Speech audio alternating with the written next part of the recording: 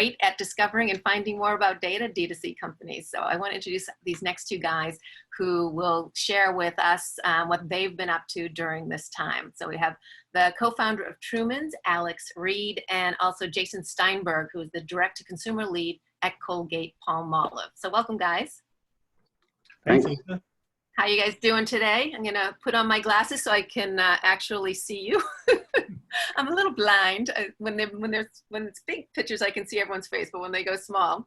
But so anyway, it's great to have you guys here. And as I said, I mean, you guys have been doing a lot of what we're talking about all along. I mean, that's really what DTCs are known for.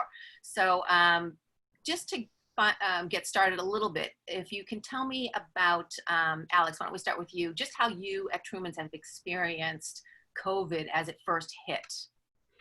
Yeah, I mean, I think everybody had their own unique experience. And for us, I'll say first and foremost, we were fortunate that we had a remote first workforce. So our transition as far as culture and operations go was pretty seamless. And B, we had a product that still was very much relevant. You know, we weren't in travel and entertainment and things like a lot of the industries that took a big hit were in home surface care, surface cleaning specifically. So, you know, we were fortunate, but when COVID first hit, I think the biggest shock that we felt was to supply chain. We were actually in the middle of a new product launch, which I'll get into in future questioning and how we use data and connected with customers. But we ended up getting bumped from some manufacturing timelines by several weeks, but we had locked in media commitments. We had everything ready to go as far as our commercialization plan. So it's kind of like the cruise ship and trying to steer it really sharply at the last minute. So ultimately what we decided to do was go ahead and launch and then double down on customer communications. We were already bringing on more folks to our customer service team. And what we did was we oriented them towards proactive communication. So even though we allowed ordering of this product that was clearly going to take longer to ship than we expected, we not only reached out to customers to let them know what was going on, we quickly started updating their subscriptions proactively. So that way they weren't getting a second or third run of product before they'd experienced the first. So we kind of jumped into action in terms of, okay, we're going to keep operating our business, the best way we know how. And we need to make sure that the customer experience doesn't suffer because of the delays we're experiencing on our side. So, internally, we were feeling really good about, as a business, everybody, you're still going to have a job. You're in a great spot. We wanted to make sure everybody knew they were in a great position there. Then we quickly turned our attention to customers and how we're going to make sure that the delays everybody's experiencing doesn't end up impacting them. So, all in all, it was a unique experience for us, but I think, like I said, we lucked out compared to how a lot of people were impacted. Yeah. And for Jason, you're in a unique position. You are a CPG marketing brand, but from a large company, Colgate-Palmolive. So tell me about how you experienced it. I'm sure it's a little bit different than what Alex was talking about. Yeah, it is for sure. And it's interesting, though, because we're set up to operate slightly differently than the rest of the organization. And that actually means supply chain, marketing, platform, product, everything until we kind of scale. And so it's interesting because for sure, supply chain was taxed on our core SKUs and our retailer customers. For us, it was more of actually a messaging play and how we adjusted from a messaging perspective because our supply chain wasn't too affected. And so we were in a favorable kind of situation similar to Alex for the rest of Colgate, but also for our products in that most of our hero SKUs were designed to be used at home. So we have a high-end LED whitening device, an at-home whitening device. We have a kid's toothbrush that leverages augmented reality to turn it into a game and use all these kind of cool filters and what have you. And so those products are actually kind of perfect for the beginning of COVID in terms of people spending more time at home. People are looking for better health, but also things to do at home. And for us, the challenge was essentially how do we dial up the at-home component to our messaging, which we were actually already running, but in a tasteful way, right? Because especially when you have a brand like Colgate behind you, there are people that are very quick to judge and very quick to be out and getting you, and I understand. And so to push when everyone else was kind of pulling back and to push tastefully was our biggest challenge. Yeah, and I mean, as I mentioned at the top when I was first introducing you guys, rather than, I mean, not that you're not trying to acquire new customers because there are certain opportunities, but really, as you both have just sort of alluded to, you want to keep who you have. So what are the things that you were doing that really helped you to retain customers, and something you've probably done even pre-COVID, but it probably just doubled up at this time? And Jason, why don't we start with you this time? Yeah, sure. So for us, CRM is very much at the forefront of what we look to do, building those relationships, collecting that data, right, and then communicating the appropriate way. But during this time, we felt the responsibility to reach out to those who are on a subscription plan, for example, and kind of talk through. We understand that there are challenging times. If you want to pause, cancel, return product, et cetera, without worry, we're here for you. And I think that went a really long way. I mean, people both expect that from a company like Colgate, but also are surprised when you get that one-on-one communication from a company like Colgate. And so that was the biggest probably change. And I don't think it's probably too different from Alex and other direct-to-consumer brands that have the opportunity. Yeah, and with Alex, I know you had a new product launch in the spring. Perfect timing. Yeah, I mean, it was a double-edged sword. Yeah. I mean, it was a challenge, as I mentioned, from a supply chain. But when you look back, we had triple-digit growth in the second quarter, and I think about 60% of the revenue we experienced was from our existing customer base, and a lot of that was by way of introducing the new products and having something that, albeit delayed, was hyper relevant at a time when people were trying to make fewer store trips and had already connected with us, experienced our original products and liked them. So, from a retention standpoint, I'd say it was really critical for our business to launch at that time.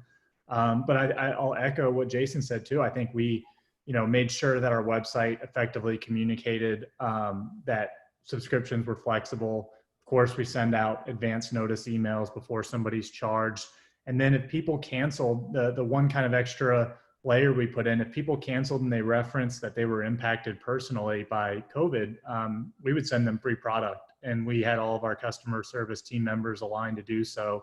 As a small company, we couldn't really broadcast that widely, but it was something we felt like was not only the right thing to do, but ultimately the best business strategy for long-term retention, showing that empathy and letting them know, like, we get it. Times are tough for a lot of people right now, and it's one small thing we could do as a brand to help out.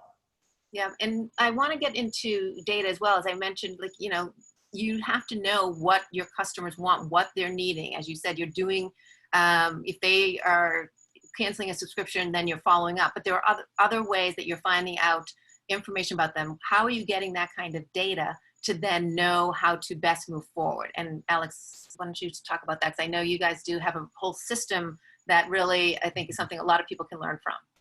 Yeah, and I think you got to balance the primary data that you have and then the secondary market data that's available. And a lot of times, you look at what categories are growing, what are consumer preferences, and that's kind of your macro North Star. For us, we really look at the primary data sources as all of our interactions with customers via email, text, web chat, social media. We pull all of those different sources into one location. Every conversation is tagged. And so in our first year, we had 20,000 unique customer conversations. And every time a new product idea or request was brought to us, we would tag it. And when we started looking about 6 months into our business, okay, we're stable, we're ready to start, working on new products, we force ranked our product development efforts by way of combining, what are the biggest market opportunities and what are the biggest requests we're hearing from our customers. And so, the data, to your point, is really important and really helps guide your decisions. And that's kind of how you rig the game, because when we launched in the spring, we already knew that we were probably going to be successful by our measure with those new products because we were hearing such a high demand from our customers. Right. And for Jason, I know that you actually just, I think a couple of weeks ago, launched a new product right in the middle of everything. Tell me, how did that go? I mean, was there anything differently that you did now as opposed to if you had done it pre-COVID? And how much did data, did you rely on data for that?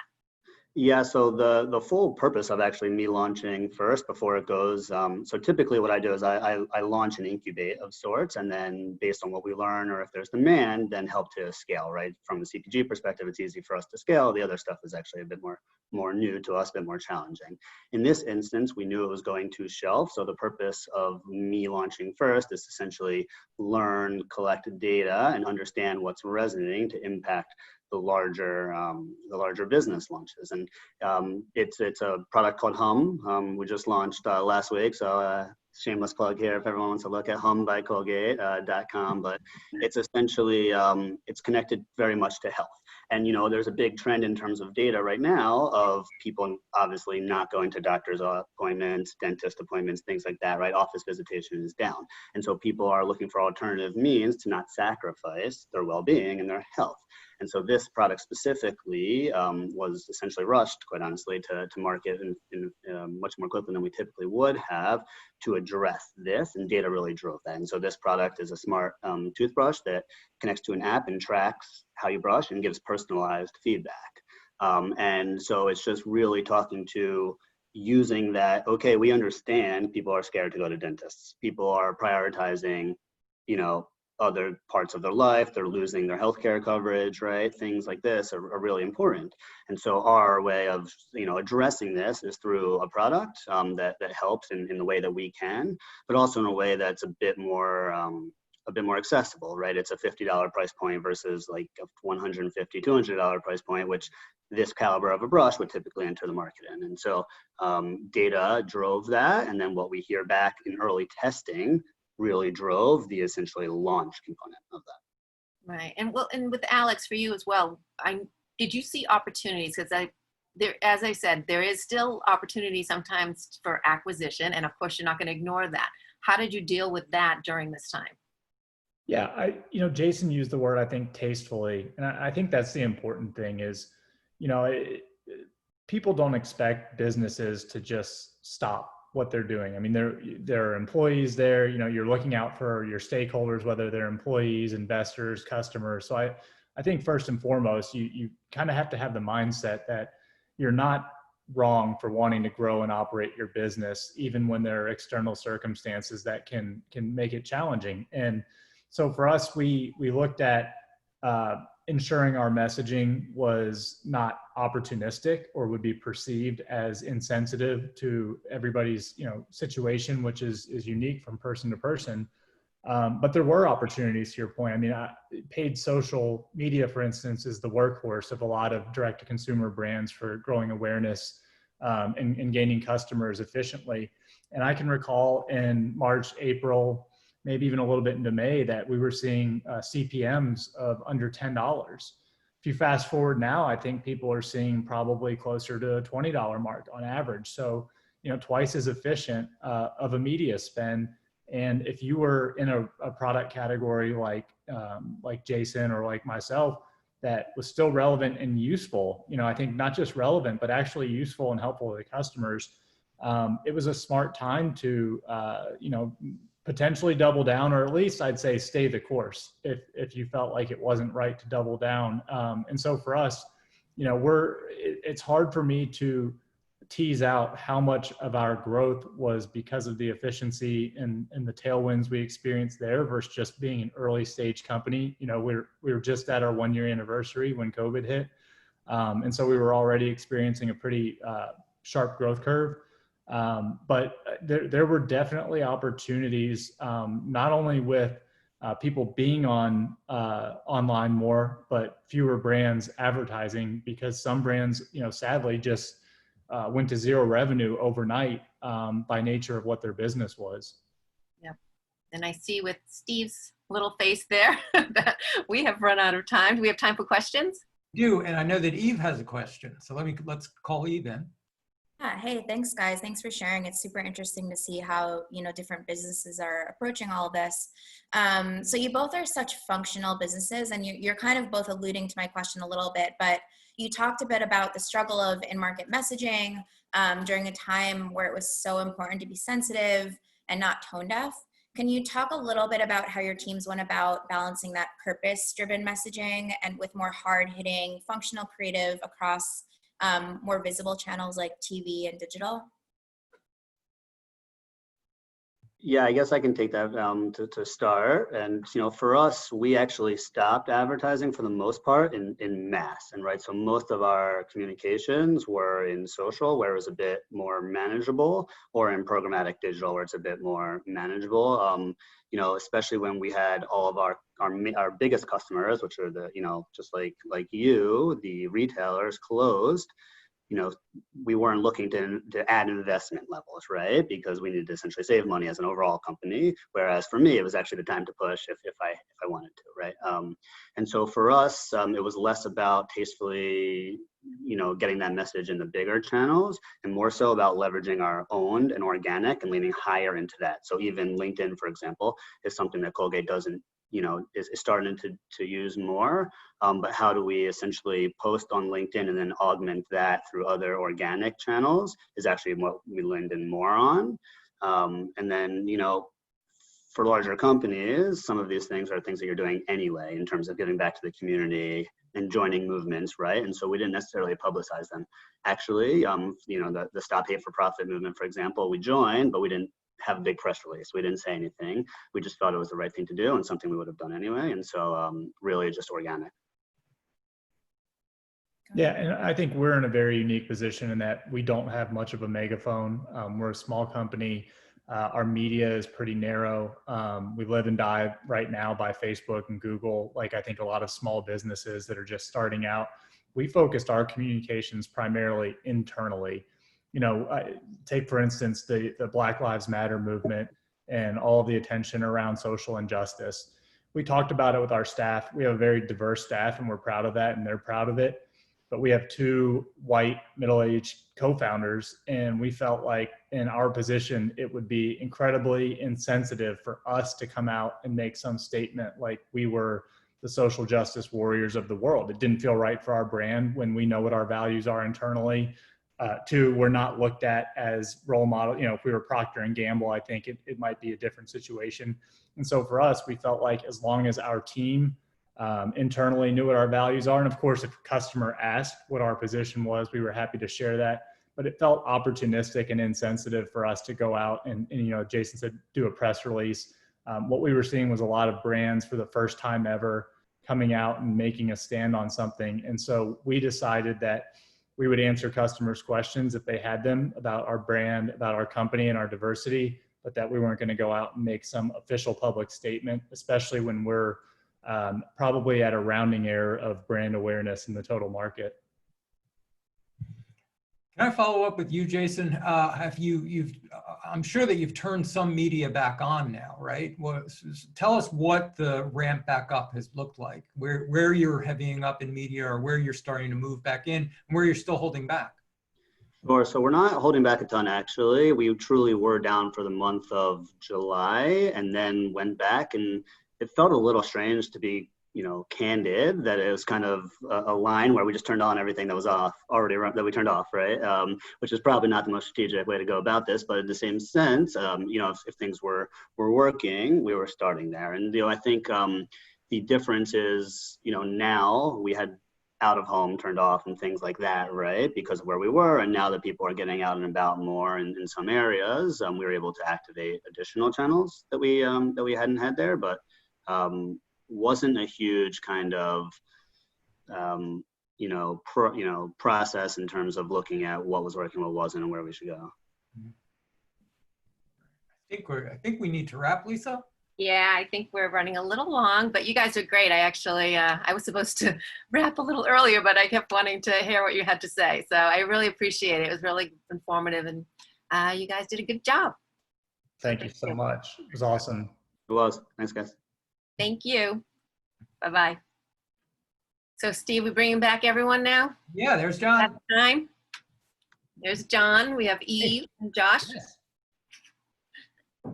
We still have Jason and Alex. We have a party going here. We have a Brady Bunch. We've got enough for a Brady. Oh, so you're John. You're I think, isn't it Mr. Brady? I guess.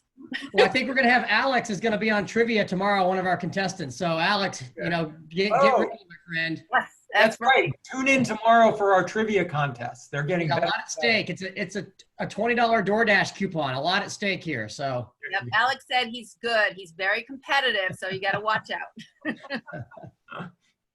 So, and Eve, you have a roundtable coming up. I sure do. Are you excited? Very excited. I mean, it's been great hearing other companies talk about, you know, like I said, how they're approaching everything, but excited to keep it going and hear some more. Just briefly, what's it going to be about? It's about how we are approaching 2021 planning with everything going on in this crazy world we are in right now. That's easy. No worries. Easy subject. Yeah. And Eve, you will be at the roundtable, but unfortunately we won't have you back tomorrow, but Josh, you will be back with us tomorrow as well. So we're excited to keep including you. Did you enjoy yourself, Josh? Yes, this was good. It's nice to get back to doing this again. Good. Well, we're glad again. You guys have been great, so we're really glad that you were able to do this with us. So, Eve, you can get ready to go for your roundtable, get all settled, and Josh, we will see you tomorrow. Yeah, thanks everyone. Thank you so much.